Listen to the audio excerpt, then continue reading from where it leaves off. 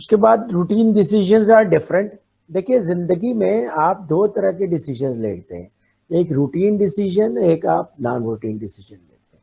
जब आप किसी शॉपिंग मॉल में जाते हैं और आपने अपने लिए कोई शर्ट खरीदनी है तो आमतौर पर ये एक रूटीन डिसीजन है।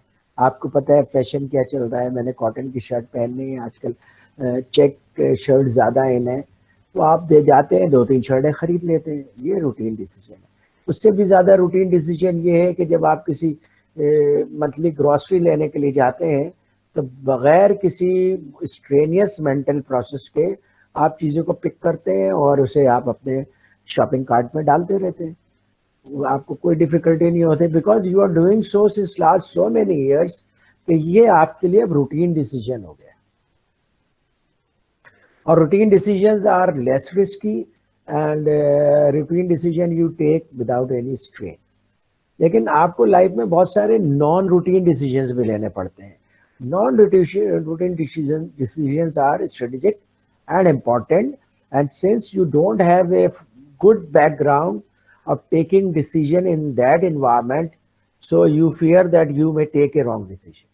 For example, सबसे बड़ा डिसीजन जो आप लाइफ में लेते हैं, रिलीजन का डिसीजन तो आप खुद नहीं लेते, आमतौर पर तो रिलीजन में आप पैदा होते हैं, लेकिन अगर आपको रिलीजन के बारे में डिसीजन लेना पड़े तो it is the biggest decision of your life, क्योंकि आप अपने गॉड चेंज कर रहे हैं।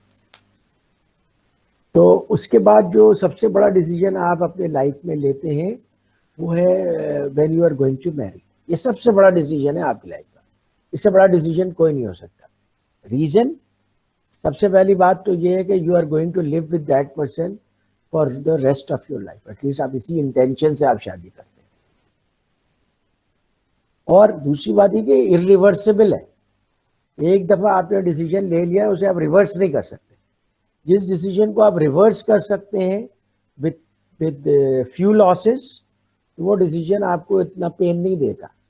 लेकिन जिस डिसीजन को रिवर्ट करने के लिए आपको बहुत ज़्यादा लॉस करना पड़ता है, सोशल लाइफ का लॉस, आपका इमोशनल लॉस, तो वो बहुत ज़्यादा लॉस होता है। तो इस तरह के डिसीजंस आप लाइफ में एक दफ़ा लेते हैं, इसलिए ये डिसीजन आपको बहुत ज़्यादा सोच समझ कर लेना चाहिए, सारे फैक्टर्स को देख करके लेना चाहिए। बहुत सारे लोग ऐसा करते हैं लेकिन उसके बावजूद इसमें गलती कर सकते हैं। वजह इसकी है कि नॉन रूटीन डिसीजन है, ऐसा डिसीजन है जिसका आपको पहले कभी तजुर्बा नहीं रहा, ऐसा डिसीजन है जिसका बाद में भी आपको कभी तजुर्बा नहीं होगा। तो you need to take this decision once. फिर उसी तरीके से जो आप जॉब प्रोफेशन चूज करते हैं, या आप डॉक्टर बनना चाहते हैं या इंजीनियर बनना चाहते हैं या लॉयर बनना चाहते हैं या बिजनेस पढ़ना चाहते हैं, ये डिसीजन आप लेने के बाद आपकी पूरी जिंदगी एक पर्टिकुलर पैटर्न पे डिफाइन होने जा रही है। अगर आप चार्टर्ड अकाउंटेंट बनते हैं तो एक पर्टिकुलर पैटर्न पे ही आप अपना करियर बना सकते हैं। तो जो ये डिसीजन आपने लिया है आपकी बाकी जिंदगी को रीडिफाइन करने जा रही है। और ये डिसीजन भी फ्रिक्वेंट नहीं होते हैं बल्कि नॉन रूटीन होते हैं, कभी कभार आप ऐसे डिसीजन लेते हैं। फिर जब आप ऑर्गेनाइजेशन चूज करते हैं, आप चूज करते हैं मल्टीनेशनल कंपनी, या आप चूज करते हैं गवर्नमेंट ऑर्गेनाइजेशन, या आप चूज करते हैं पाकिस्तान से बाहर जाना, या आपकी जिंदगी को डिफरेंट एंगल से चेंज करने जा रही है। तो ये जो नॉन रूटीन डिसीजंस होते हैं इनका आपको ज्यादा एक्सपीरियंस नहीं होता। जैसे सरदार साहब सऊदी अरब गए तो उनको सऊदी अरब से एक जॉब ऑफर आई, ये तो पहले कभी सऊदी अरब नहीं गए थे, लेकिन उन्होंने क्या किया, अपने दोस्तों से पूछा जो बाहर काम करते हैं, अपने वालिदैन से मशवरा किया, और फिर अपना खुद भी जो इनके करियर एस्पिरेशंस हैं उसके मुताबिक उन्होंने डिसीजन लिया और ये सऊदी अरब चले गए। हो सकता है सऊदी अरब जाने के बाद उनका एक्सपीरियंस बहुत अच्छा रहा हो सकता है सऊदी अरब जाने के बाद इनका डिसीजन इतना अच्छा नहीं रहा हो, या फिर ये हालत हो कि वो पछता रहे हो कि मैंने ऐसा डिसीजन क्यों लिया। उसकी वजह ये है कि ये एक नॉन रूटीन डिसीजन है। तो नॉन रूटीन डिसीजन में एक तो आपका कॉम्प्लेक्स मेंटल मॉडल आपको बहुत ज़्यादा हेल्प नहीं करता, क्योंकि इन चीज़ों के ऊपर आपका मेंटल मॉडल इतना ज़्यादा डेवलप्ड है ही नहीं। वो आहिस्ता आहिस्ता डेवलप होता है जब आप ये डिसीजंस लेते हैं, इनके प्रोज और कॉन्स पता चलते हैं, फिर आप ये करते हैं। बहुत सारे लोग इमिग्रेशन का डिसीजन लेते हैं, पाकिस्तान से बाहर चले जाते हैं, कनाडा सेटल हो जाते हैं, ऑस्ट्रेलिया सेटल हो जाते हैं, लेकिन ये हर एक के लिए अच्छा डिसीजन नहीं होता, कुछ लोगों के लिए अच्छा डिसीजन होता है।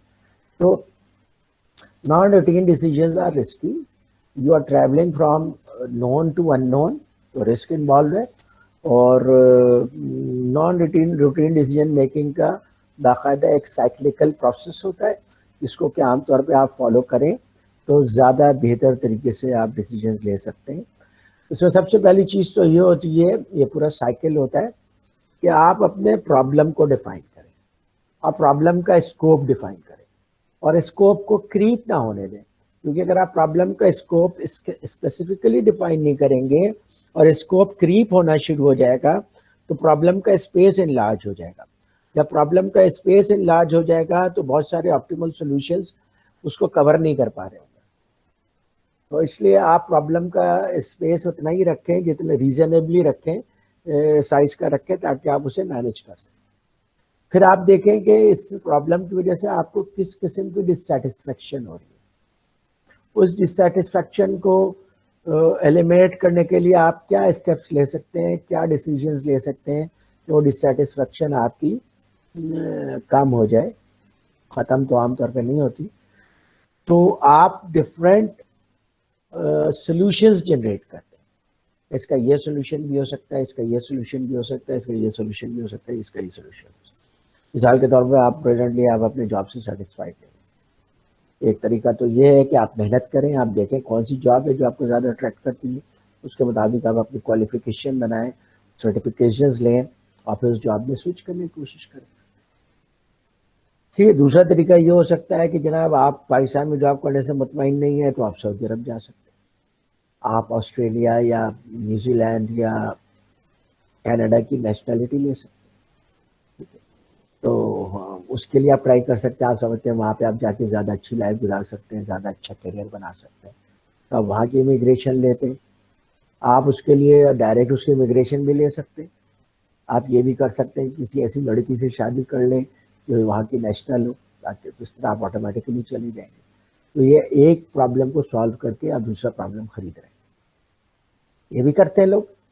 क्योंकि देखिए जब भी आप कोई दूसरा डिसीजन लेते हैं ना, जैसे मिसाल के तौर पर मेरे बहुत सारे दोस्त अमेरिका चले गए, उस वक्त बहुत अमेरिका जाने का बहुत ज़्यादा टेंडेंसी, तो चले गए अमेरिका। तो मैं नहीं गया अमेरिका परमानेंट रहने के लिए। तो उनको भी कुछ कंस्ट्रेंट्स का सामना है, उनकी भी कुछ डिससैटिस्फैक्शंस है, मुझे भी कुछ कंस्ट्रेंट्स का सामना है, मेरी भी कुछ डिससैटिस्फैक्शन है। तो कोई भी सोल्यूशन बेस्ट सोल्यूशन नहीं होता, बल्कि ऑप्टिमल सोल्यूशन होता है। ठीक है।